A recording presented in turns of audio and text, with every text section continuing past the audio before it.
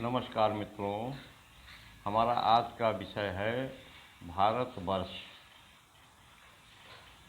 अधिकांश लोगों को शायद अभी तक यही पता होगा कि हम जिस देश में रहते हैं उस देश का नाम पहले भारतवर्ष था।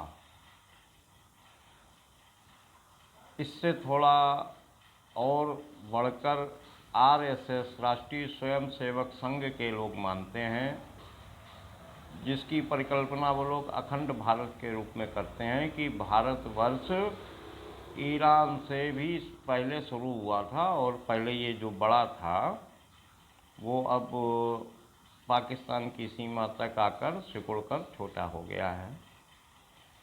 लेकिन हमारे पुराणों में भारतवर्ष का जो वर्णन है, आज उसके अनुरूप मैं भारतवर्ष के बारे में आप लोगों को कुछ बताना चाहूँगा। हालांकि अभी यह संक्षेप में ही होगा। पुराणों में जो दिया गया है उसमें भारतवर्ष के साथ में हिमालय का वर्णन है और समुद्र का वर्णन है। उस श्लोक में जिसमें भारतवर्ष का जिक्र है, भारतवर्ष का वर्णन है, भारतवर्ष का क्षेत्र 9000 योजन का बताया गया है। तो भारतवर्ष का क्षेत्र जो है वो 9000 योजन का बताया गया है। अब 9000 योजन का क्षेत्र कितना होता है, यह आप लोग अभी तक थोड़ा समझ लीजिए कि पूरी पृथ्वी, मेरी गणना के अनुसार जो मैंने गणना योजन की है, पूरी पृथ्वी ही भारतवर्ष है। और वर्ष का मतलब ही होता है गोला। सौर वर्ष, चंद्र वर्ष, जब चंद्रमा अपना पूरा गोला पूरा कर लेती है तब ये चंद्र वर्ष होता है। और सूर्य का जब पूरा गोला की परिक्रमा हो जाती है तो उसको सौर वर्ष कहते हैं। तो पूरे गोले को तो कहते हैं वर्ष। और भारत वर्ष है तो भारत जो है वो पूरी पृथ्वी को भारत कहा गया है।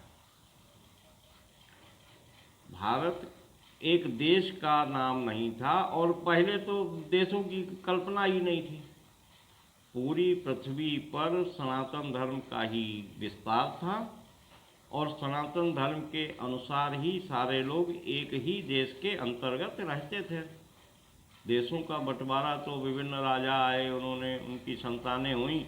जैसे अपने परिवारों में किसी का बड़ा घर होता है और उसकी 4 संतानें हो जाती हैं तो उसके छोटे छोटे 4 घर हो जाते हैं।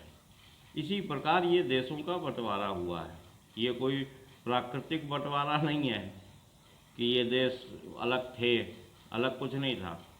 ये हमारी संतानें, हमारी राजाओं की संतानें बड़ी हुई और उन्होंने अपने पुत्रों में कुछ भाग बांटकर उनका नाम अलग रख दिया तो ये देश हो गए। जबकि भारतवर्ष प्राचीन नाम है, सबसे पहला पृथ्वी का नाम जो है वो भारतवर्ष ही है। तो हमारे पुराणों में जो भारतवर्ष की संज्ञा है वो पूरी पृथ्वी के लिए है, न कि भारत देश के लिए, वर्तमान भारत देश के लिए।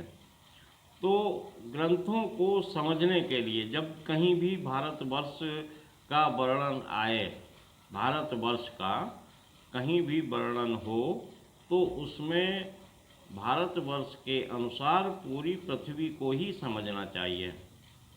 क्योंकि हमारी पुराणों में जो कुछ भी दिया हुआ है वो किसी एक देश के लिए नहीं है, वो पूरी पृथ्वी के लिए है, वो पूरी पृथ्वी के अनुसार है, वो पूरी पृथ्वी के लाभ के लिए है, वो पूरी पृथ्वी की स्थिति के अनुसार है।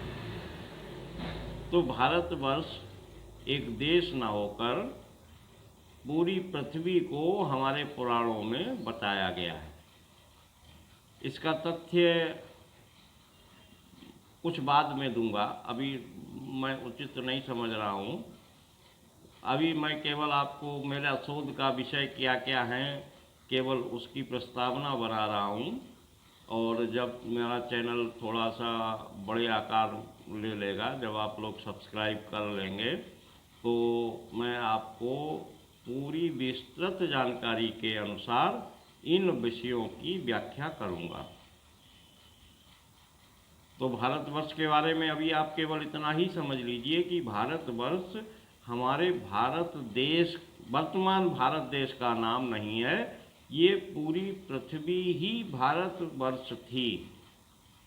पूरी पृथ्वी ही भारत देश, आप इसको ऐसा समझ सकते हैं कि हमारी पूरी पृथ्वी भारत देश ही थी और इसका नाम भारतवर्ष था। आपका बहुत बहुत धन्यवाद। यदि आप हमारी आगे की आने वाली वीडियो भी देखना चाहते हैं तो हमें सब्सक्राइब कर लीजिए, ताकि हम अपने विषयों को विस्तार से बताने का प्रारंभ कर सकें। बहुत बहुत धन्यवाद। नमस्कार।